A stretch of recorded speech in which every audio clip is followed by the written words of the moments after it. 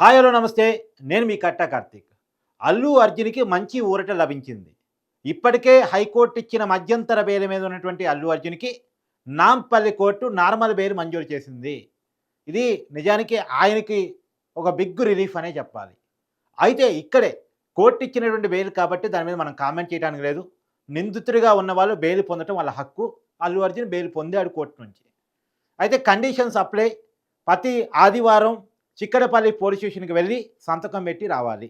అక్కడ పోలీసులు విచారిస్తే విచారణకు సహకరించాలి. ఇవి కండిషన్స్. 50,000 పూచీకత్తు 2 రఫాలుగా ఇచ్చి అల్లు అర్జున్ బెయిల్ తీసుకున్నారు. అయితే ఇక్కడే నాకున్నటువంటి పాయింట్ ఏందంటే, ప్రభుత్వం తన వాదన వినిపించడంలో అల్లు అర్జున్‌కి బెయిల్ రాకుండా అడ్డుకునే వాదన వినిపించడంలో పోలీసులు ఫెయిల్ అయ్యారా?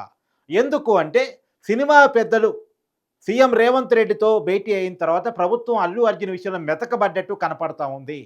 బాధితుడికి సాయం అందిన తర్వాత, సాయం అందకముందు కూడా బాధితులు అల్లు అర్జున్ మీద కసిగా లేరు, కోపంగా లేరు. వాళ్ళు కేసు వాపసు తీసుకుంటారని మీడియా సాక్షిగా ఎవరైతే చనిపోయారో రేవతి భర్త భాస్కర్ ప్రకటించారు. సరే, ఇవన్నీ ఒక ఎత్తు. ప్రభుత్వం ఎలా ఉంది, బాధితులు ఎలా ఉన్నారు, ఇది పక్కన పెట్టేస్తే సామాన్యుడిగా నాకున్న ఆలోచనని మీతో పంచుకునే ప్రయత్నం చేస్తాను. ఎవరైతే సంజయ్ రేట్ దగ్గర ఘటనలో గాయపడ్డ 10 ఏళ్ల బాలుడు అల్లు అర్జున్ వీరాభిమాని శ్రీతేజు ఇంకా హాస్పిటల్‌లో చికిత్స పొందుతా ఉన్నాడు. అతను ఆరోగ్యం ఇంకా విషమంగానే ఉంది. ఇంకా ఇంతవరకు హాస్పిటల్ నుంచి డిశ్చార్జ్ కాలేదు. కానీ అల్లు అర్జున్ మాత్రం ఒక్క పూట మాత్రమే జైలు జీవితాన్ని గడిపి ఆయన బయట సినిమా షూటింగ్‌లు అది ఇది హడావుడి చేసుకుంటున్నట్టు మనకు తెలుస్తా ఉంది. అయితే ఇక్కడే నాకు కీలకమైన పాయింట్ నేను రేజ్ చేసేది ఏందంటే, ఇప్పుడు ఒక విషయాన్ని మనం మాట్లాడుకోవాలి. 'బిగ్ బాస్' హౌస్ నుంచి పల్లవి ప్రశాంత్ బయటకు వచ్చినప్పుడు అక్కడ జరిగిన తొక్కిసలాట అంటే ఘటన ఏదైతే న్యూసెన్స్ కేసు నమోదైందో, ఆ రోజు పల్లవి ప్రశాంత్‌ని అరెస్ట్ చేసి 14 రోజులు రిమాండ్‌కి తరలించారు. 14 రోజులు రిమాండ్‌లో ఉన్న తర్వాత గానీ పల్లవి ప్రశాంత్‌కి బెయిల్ రాలేదు. నిజానికి పల్లవి ప్రశాంత్ ఆ రోజు జరిగినటువంటి ఇన్సిడెంట్‌లో ఎవరూ చనిపోలేదు. కానీ అల్లు అర్జున్ తన అన్‌అఫీషియల్‌గా పోలీసుల పర్మిషన్ లేకుండా సినిమా ప్రమోషన్ ఈవెంట్ కోసం అతను ముషీరాబాద్ మెట్రో స్టేషన్ నుంచి సంజయ్ రేట్ దగ్గరికి ర్యాలీగా రావటం ఫలితంగా, ఆ రోజు జనం పెద్ద ఎత్తున పోగ్గాటం ఫలితంగా, అల్లు అర్జున్‌ని చూసేందుకోసం జనం ఎగబడిన దాని ఫలితంగా జరిగిన తొక్కిసలాటలో అతను బౌన్సర్లు ఆ జనాన్ని నెట్టివేసిన దాంట్లో భాగంగా జరిగిన అతి తొక్కిసలాటలో రేవతి అన్న మహిళ అక్కడికక్కడ చనిపోయింది. 10 ఏళ్ల బాలుడు హాస్పిటల్‌లో ఉన్నాడు. ఇక్కడ ఒక చావు ఉంది. ఒక హాస్పిటలైజ్ అయినటువంటి సివియర్ పొజిషన్ ఉంది.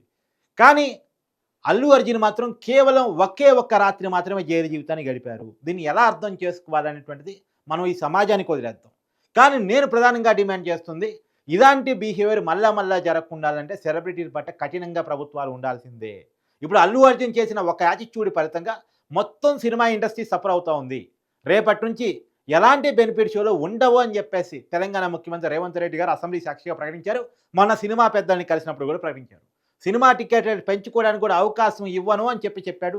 ఎంత భారీ బడ్జెట్ సినిమాలైనా సరే, సామాన్యుల దృష్టిలో చూసినప్పుడు ఇది మంచి కావచ్చు కాక, కానీ సినిమా ఇండస్ట్రీ మాత్రం కేవలం అల్లు అర్జున్ వల్ల సఫర్ అవుతూ ఉంది. తమ్మారెడ్డి భరద్వాజ లాంటి వాళ్ళు ఒక్కరి వల్ల ప్రభుత్వం దగ్గర సినిమా ఇండస్ట్రీ మొత్తం తలదించుకోవాల్సి వచ్చిందని చెప్పేసి కామెంట్ చేశారు. సురేష్ బాబు లాంటి వాళ్ళు కామెంట్ చేయటం, పిల్లల్ని సమాజంలో ఎలా బిహేవ్ చేయాలో తెలియకుండా పెంచితే ఇలాంటి ప్రాబ్లమ్స్ వస్తాయని చెప్పేసి సురేష్ బాబు లాంటి వాళ్ళు కామెంట్ చేశారు. సరే, ఈ కామెంట్స్ ఆ కుటుంబం ఎదుర్కోవటం పక్కన పెట్టేయాలి. ఎందుకంటే నిజానికి ఆ కుటుంబానికి చాలా మంచి పేరు ఉంది. అల్లు రామలింగయ్య గారు కానీ, అల్లు అరవింద్ గారు కానీ చాలా కష్టపడి ఎదిగినటువంటి వాళ్ళు, గ్రౌండ్ నుంచి ఎదిగినటువంటి వాళ్ళు. ఇంకోవైపు అల్లు అర్జున్‌గా మేనమామలుగా ఉన్నటువంటి చిరంజీవి గారు కానీ, పవన్ కళ్యాణ్ గారు కానీ కొన్ని దశాబ్దాలుగా సినిమా రంగంలో వాళ్ళకంటూ ఒక మార్కును వేసుకున్నటువంటి వాళ్ళు, ఎలాంటి వివాదం ఇరుక్కోకుండా వాళ్ళ సక్సెస్‌ని క్యారీ ఆన్ చేసుకుంటూ పోయినోళ్ళు.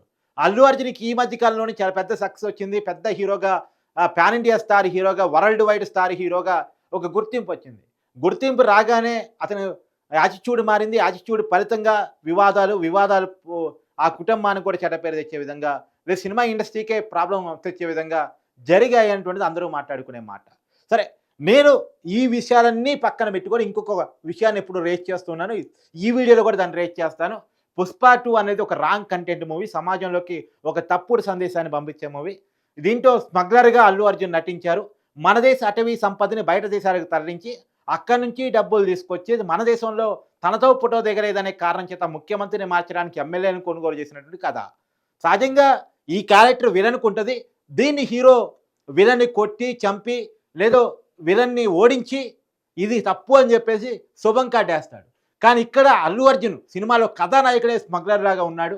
పోలీసులు కళ్ళు గప్పి, పోలీసును బెదిరించి, పోలీసును అదిరించి, పోలీసును కొనుగోలు చేసి, పోలీసులను అవమానించి, మన ఎర్రచందనం, మన అటవీ సంపదను బయట దేశాలకి పంపించేసి అక్కడి నుంచి డబ్బులు తీసుకొచ్చే క్యారెక్టర్‌లో అల్లు అర్జున్ ఉన్నాడు.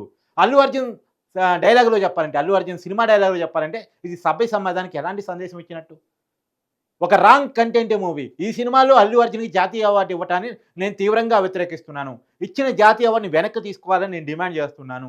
ప్రధానంగా ఈ సినిమాని బ్యాన్ చేయాలని కూడా డిమాండ్ చేస్తున్నాను. 'పుష్ప 3' షూటింగ్‌ని ఆపాలని కూడా డిమాండ్ చేస్తున్నాను. ఇది తప్పు సంకేతాలను సమాజంలోకి పంపిస్తుంది.